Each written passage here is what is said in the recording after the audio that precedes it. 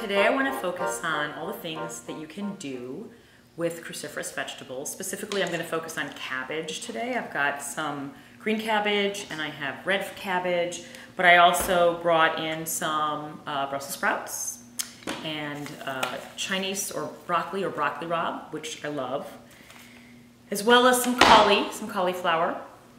And what I'm going to do is first talk about culturing it for drinking, and then taking the leftover and making raw dehydrated crackers.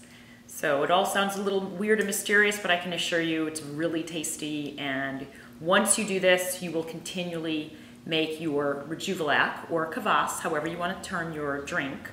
But this is what it looks like, of course, mostly drunk now, in the jar. And this is just cabbage it had a little bit of beet juice in here, just a small amount of sliced beets actually, and a lot of sliced green cabbage, salt and water. And I used a little bit of the fluid from my previous stock. I did start my stock with, I started a few stocks. One was just with salt and water and I let it sit for days, created its own lactic acid producing bacteria.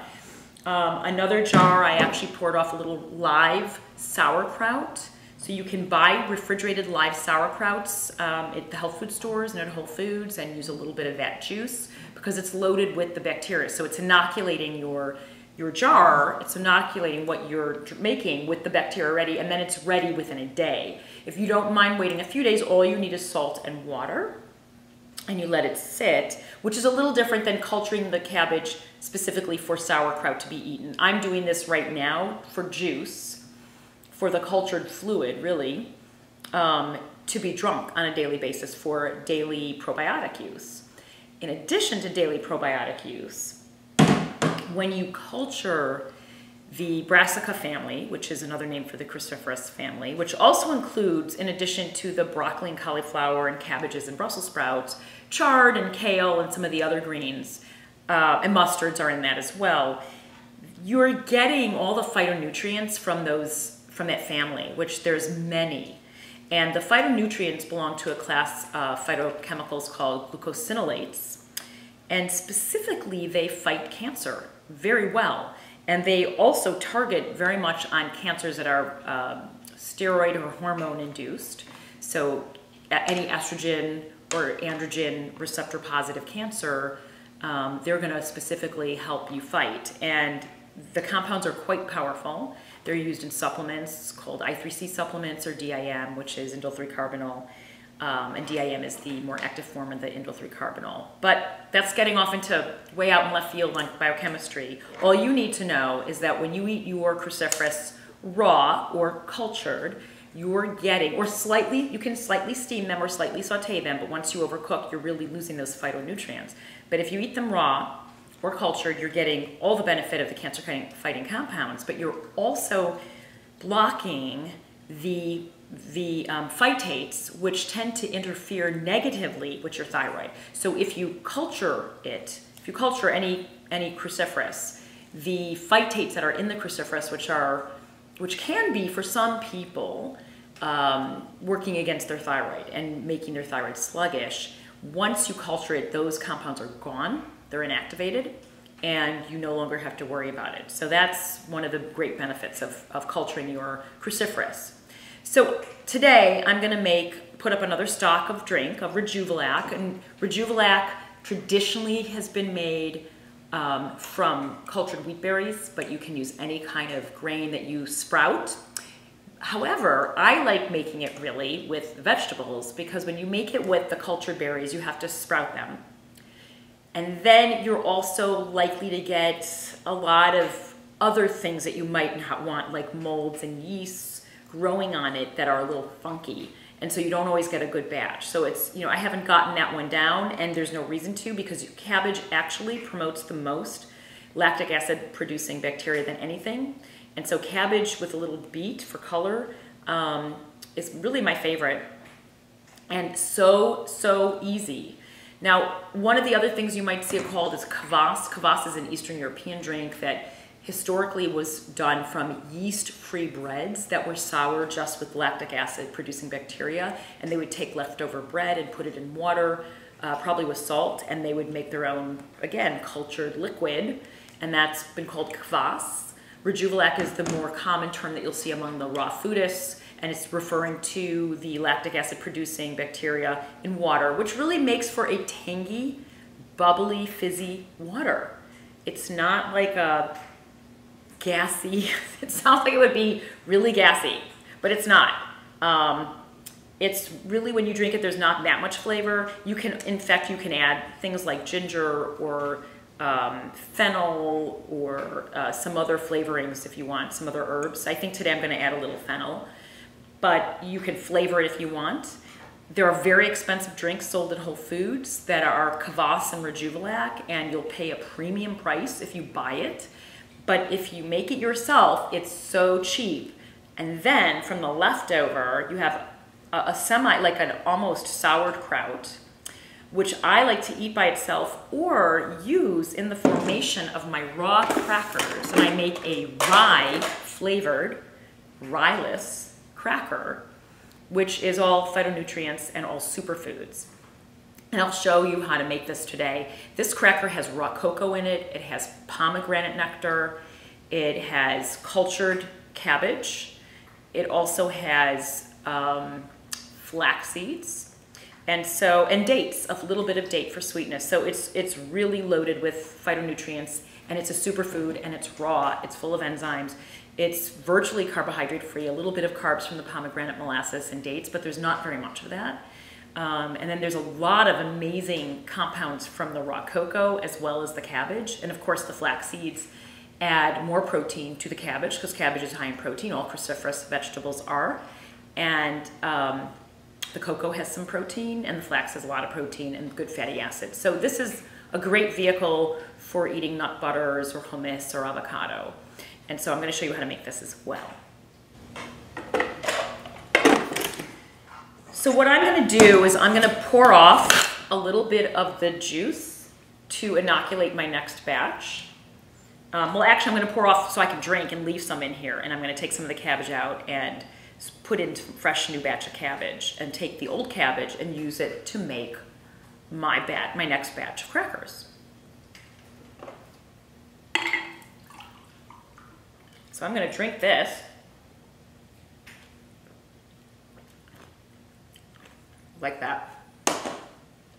And I'm going to take a little cabbage out of there because I like to have some sour cabbage in my crackers. So I'm going to just put this in my Cuisinart.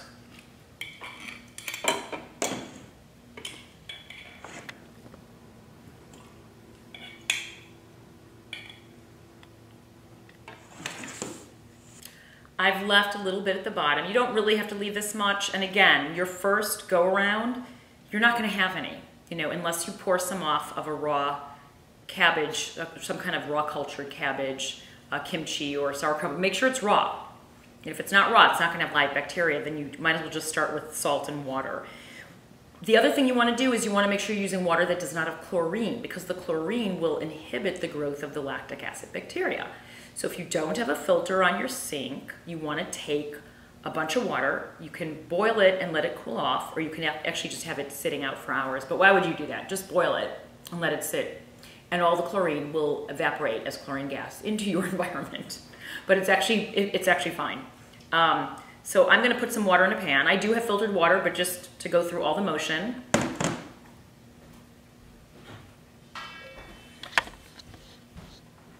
This house has a big chlorine filter on it, and I have another filter at the point of use that gets fluoride out even.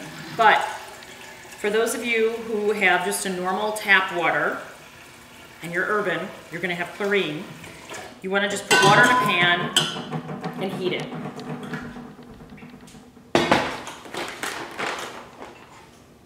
So while you're doing that, you're going to chop up some cabbage. Now, you really want to chop it finely, so you can use a knife, a really sharp knife, or you can use your food processor, you can use a Vitamix. You don't want to make juice from it, but chopping it actually activates the enzymes in the cabbage itself. And so you can just chop it finely with a really sharp knife. And I'm going to I'm gonna just chop up some of the green cabbage that I have, along with some fennel, and I'm gonna throw some Brussels sprouts in there as well, and maybe an ant or two. Not intentionally, of course. Okay, so if the leaves are really brown, and again, you can use cabbage that's been sitting around a long time. If the leaves are brown and look dirty, you just peel the top leaf off. You do want the bacteria that's sitting on the cabbage, okay? Because you do want you're gonna be promoting the lactic acid producing bacteria by adding salt. So you don't really need to worry about other bacteria. And what I like to do is just take a chunk and then just slice it. And then I'll slice it in the other direction as well. And just, you want to slice it as fine as you can for this purpose, because again, you really want to activate the enzymes. And so it's great to start with a really sharp knife. This is a ceramic knife. It's very sharp. Don't test it by feeling it, because many of us in the house did that already, and we're missing little bits of skin from the tips of our fingers.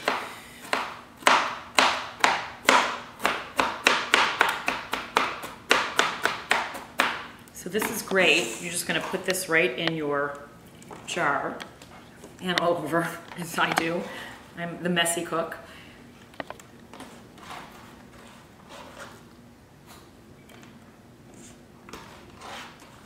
I'm going to do a little Brussels sprout. My dog is waiting for a piece to eat because he loves cruciferous vegetables.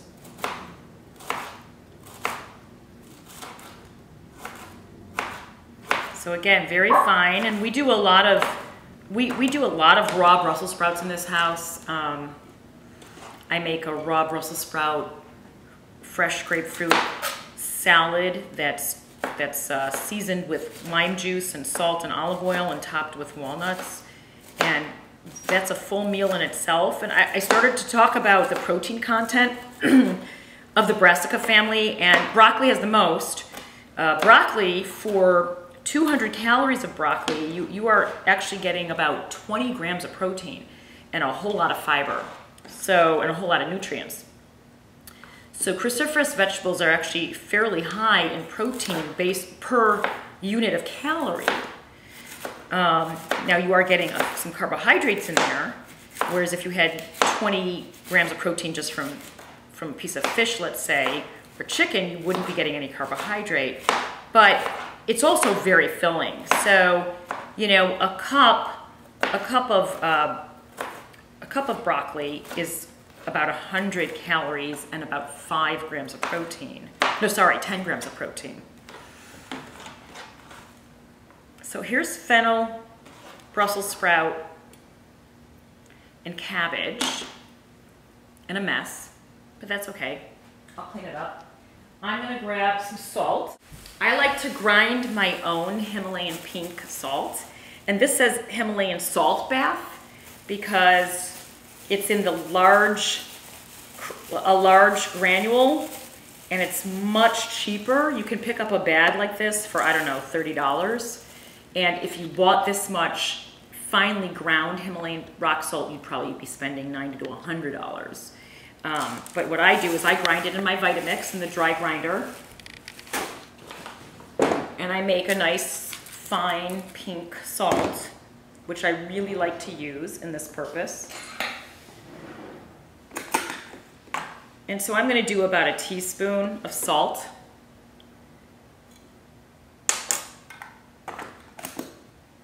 And I've already inoculated it with some leftover juice from the previous dose. And I'm now going to add my chlorine-free water. I lied, I'm going to wait. I have to let it cool off. So it's going to cool off, because if you add it while it's boiling, it's going to kill bacteria and make it sterile, and we don't want it sterile. So you need to let that water now cool off. So we're going to do that. We'll do that in a minute, and we'll come back. But in the meantime, I want to talk about the crackers. Once I've finished my juice and I've leftover soured cabbage, of course I have much more than this, so I will do several batches at a time. I put my soured cabbage in the food processor. Now if you don't have the rejuvelac, if you don't have any soured cabbage that you've made on your own, start with fresh cabbage and get a sauerkraut that has not been boiled above 120 degrees. And I know Eden Foods hasn't. I'll show you another brand. There's a few brands like this that are in the refrigerated section, and they are completely raw and have not been heated at all. This is cabbage with beet. This is the initial what I used as an initial inoculator for my first round of rejuvelac, the one that I'm doing today. This is very sour. It smells very much like a yogurt or a kefir. It's got the same bacteria, and you can use this. But I'm recommending that you make your own rejuvelac, which means you'll have an ongoing source of cabbage or other cruciferous vegetables, brassica family, that has been soured and cultured with bacteria that you're going to be eating with your cracker, because you're going to be dehydrating the cracker at about 115 degrees. So again, you're not going to kill those bacteria, and you're going to be eating them every time you eat the crackers. So the crackers contain your cabbage. They contain raw cocoa. So I like buying my raw cocoa online because I go through a lot of it, but it has to be raw for the benefit. For a little bit of dates for the flavor, I buy baking dates because it is the leftover pitted date, and it's cheaper. They're not whole, so they're cheaper because they're really just for baking, and I use a very small amount. So this was from the last time I made them. I'll use probably a quarter of a pack for 3 trays of crackers. I use flax seeds.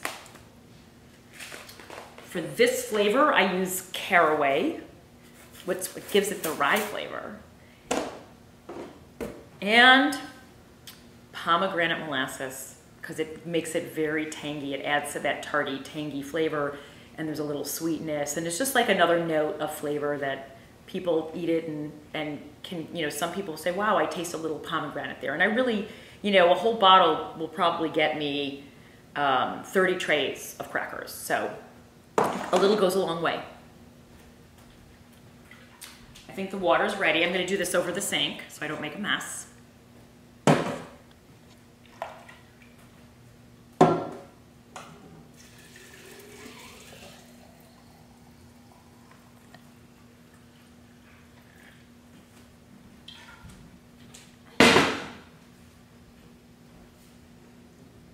So now there's some bacteria in here, good bacteria, of course. There's salt.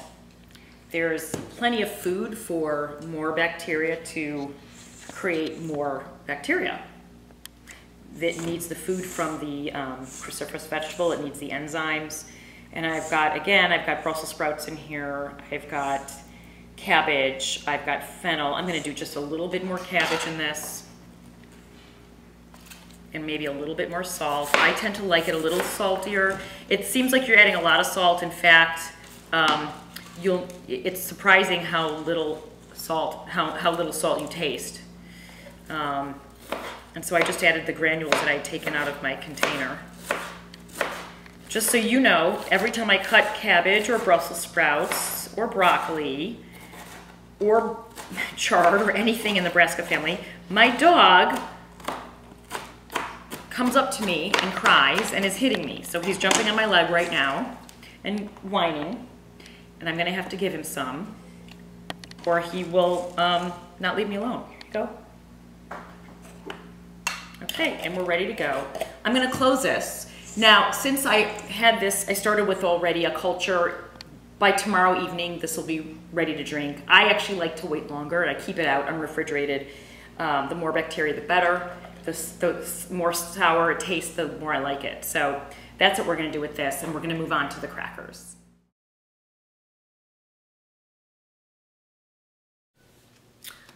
Okay, so while I was taking a little break, getting ready to make my crackers, I received a package in the mail, which is the results of my food inflammatory test taken 2 weeks ago, because it takes 2 weeks to get this test, and I got some very, very, very disturbing news. Of course, my nurse jinxed me, because when we drew my blood, my nurse said, I hope you're not allergic to cocoa.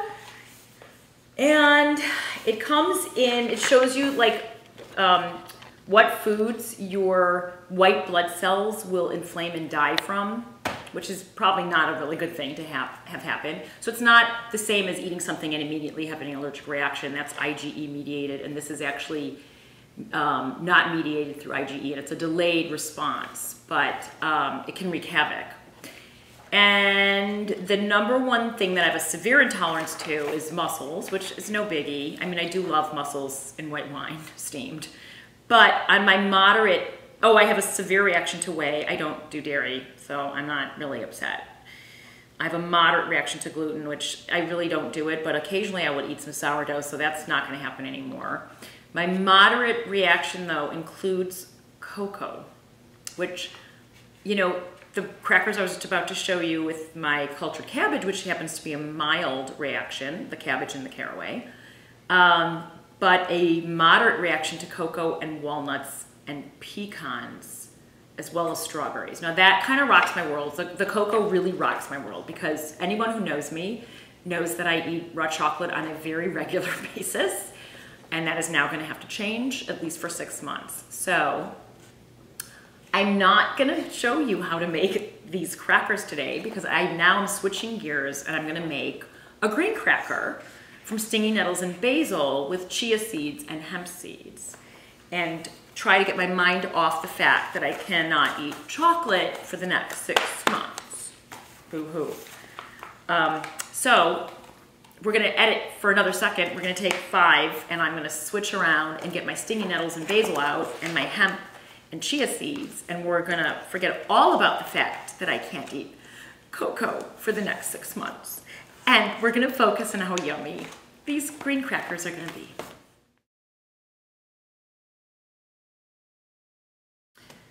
So I'm gonna try to make this so it's not on a somber note, since I have to get my mind off the fact that I am no longer going to be enjoying my raw chocolate treats. But I do love my green crackers, and if I seem distracted, it's because I'm thinking about chocolate in the back of my mind.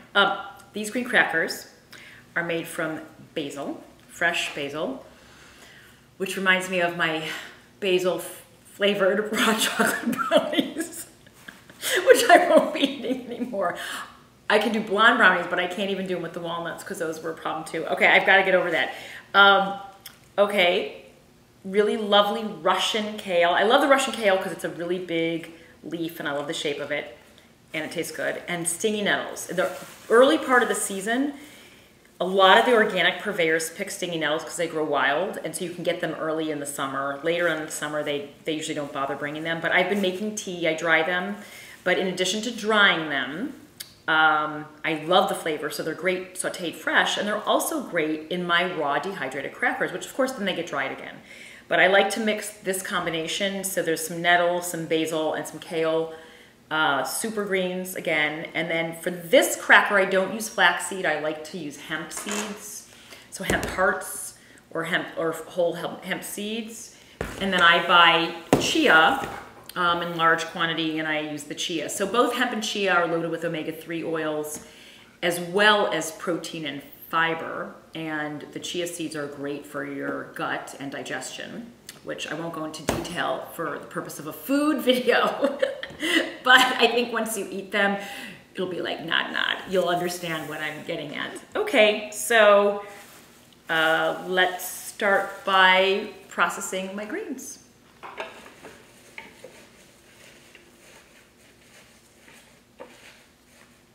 Gotta add a little water or you probably won't get this going.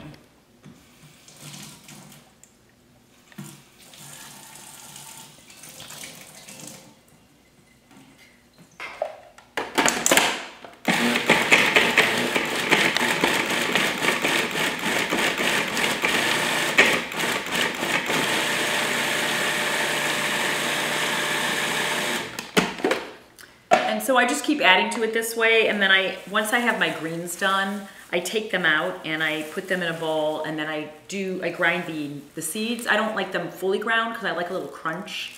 So that's why I don't mix the seeds in with there. If you don't mind, if you don't care about having a crunch from whole seeds, then go ahead and put your seeds in with your greens. And the only thing I'm gonna add to flavor this is a little bit of vinegar and some salt. because I do like things tangy and a little salty. Or just a little salty. Perfect. Chopped.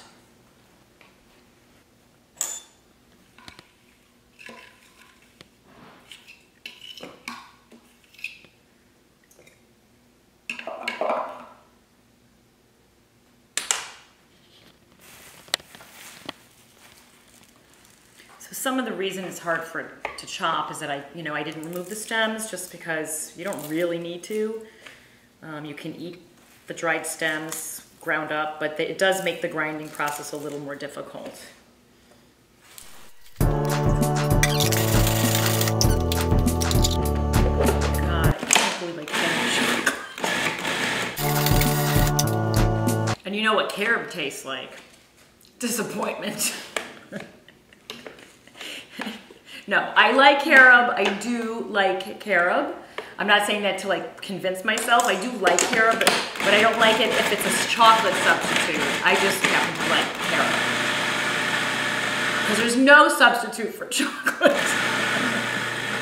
Driving past your house and I'm alone, yes, I'm alone again. Find myself asking when the hell will all the trouble end. It's not chocolate, but it's really good. Okay, so before I mix the seeds in here, I'm going to salt it. And so it's about a half a tablespoon, well, about a teaspoon and 2 teaspoons really, of my fresh ground Himalayan pink sea salt. All right, I've got a balsamic glaze, which is a reduction. So I'm going to do balsamic reduction. They can't take my balsamic away from me. Well, they can, but they didn't. So that's good. Now you don't want to add like an oil to the crackers. Not because I'm against oil. I'm all for oil. I'm going to slather them with oil when they're done. But when you're dehydrating things, you don't want a lot of oil because they won't become crispy and hard. So add your oil after them, on top of them. So like I had made an arugula pesto, which is great to spread on the cracker, but there's olive oil and a lot of pumpkin seeds. Oh, I might actually add pumpkin seeds to these. But there was a lot of olive oil in the pesto, and so I couldn't use that for my cracker because you really can't dehydrate oil out of something. You can only dehydrate water. I'm sorry if I have greens all over my teeth. I just tasted this mixture. It's very green. Okay, let me get my measuring cup. Well, I can't find my measuring cup. Doesn't matter. I'm going to use a cup. I want to do equal parts of chia and hemp. So I'm going to do a cup of each.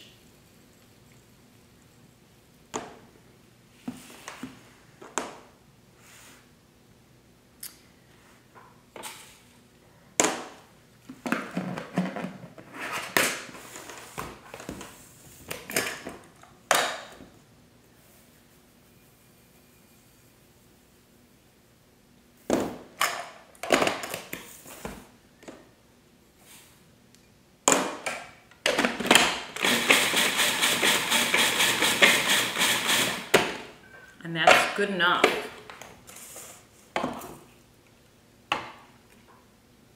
Of course, you want to make sure you take this out before you dehydrate it. Adds a crunch. It does add a crunch and a little iron, but perhaps.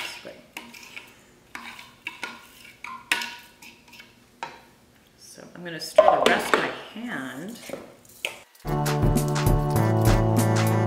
And since we're going to put my arugula pesto on it, I'm going to leave arugula and pumpkin seeds out because that'll go on this. It'll be a perfect match for the cracker itself. I'm going to taste this. Now again, when you taste the batch and it's raw, it hasn't been dehydrated, remember when you dehydrate it, the flavors will be a lot more intense because there will be less water.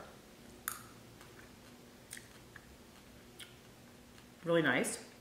Could use a little more vinegar or some kind of acid. So I'm going to add a little more vinegar. And again, I'm adding a balsamic reduction. So I don't have to add as much, and it's thicker. And it's sweet, naturally.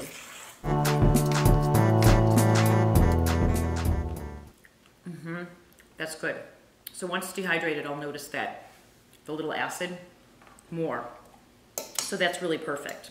It's just a touch of balsamic, but not overpowering by any means. It'll be a hint, really, when it's done. Perfect. And now I'm going to show you how to spread it on your silicone tray.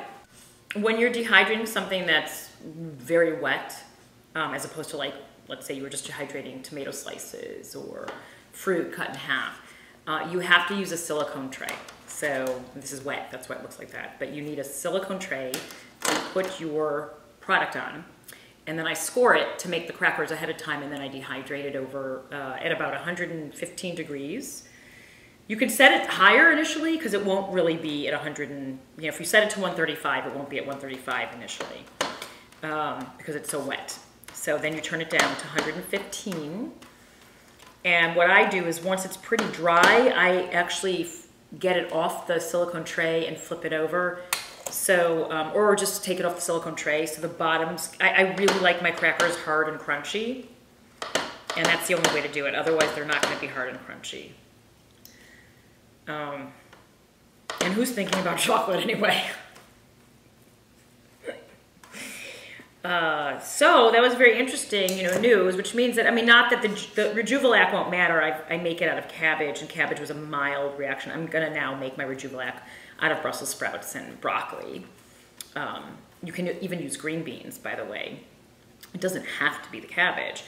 Unfortunately, I had a very mild reaction to the cabbage because I do like eating cabbage, but that's also going to go by the wayside, which again isn't anywhere near as devastating as being told that I need to stay away from chocolate for 6 months, because anyone who knows me knows I've never stayed away from chocolate longer than a week. If that, in fact. So this will be a very interesting time for all of those who live with me and work with me. Anyway, okay, so these crackers are really good. They're great. The benefit of kale is that it's a cruciferous. The benefit of basil is that it tastes amazing, and they have it, you know, basil has its own phytochemical constituents as well that are, it's in the mint family, that are good for you. But the benefits of stinging nettles are unbelievable. Stinging nettles are loaded with minerals. They're so mineral rich. I drink stinging nettle tea every night, and they are wonderful for people with allergies. You know, if you touch stinging nettles, most people, if you touch stinging nettles when you handle them, you get a reaction. It would cause like welting and urticaria and itching. I don't get that reaction for the most part unless I like really hit myself hard with them. And why would I do that? I mean, really. But when you eat them, they reduce allergies. And so for people with hay fever and all kinds of allergies, seasonal allergies, stinging nettle tea and stinging nettle crackers are great. And then again, just for the mineral content, you really can't, maybe seaweed is the only thing close to or, you know, it's probably very similar to, but different minerals. But stinging nettles are loaded with minerals and make just an unbelievable mineral-rich tea. Now, I'm gonna score this, and I just basically make little wedges. You know, they're kind of triangular. Any thread that you see come through it is not my hair. I mean, it doesn't look like my hair would fall over this. It didn't. It's actually fiber from the nettles, fiber from the greens. So we're gonna score this. These are high protein. They're very low carbohydrate. They've got omega-3 fatty acids. They're loaded with great fatty acids, loaded with minerals. I mean, again, these are just super rich, nutrient-dense foods that I'm talking about and showing you how to prepare. And unfortunately, because I didn't know I was allergic to chocolate before I planned on making this today, the only crackers that I've done already are the ones with the things in them I'm not supposed to be eating. They're really good. the camera lady can tell you how good they are because she's had about 5 of them. So Yeah. She said, well, since you can't eat them, I'm going to eat them. But I would like to show you this cracker with my arugula pesto, so we'll have to continue. This will go in my dehydrator 4 or 5 hours with the silicone tray, and then I will take them off the silicone tray and they'll dehydrate for another hour or 2 to get really crispy, crunchy. And there you have it. So you've shared a very intimate detail of my life with me today, in addition to me sharing with you some very vital food preparation. And I hope you enjoyed it.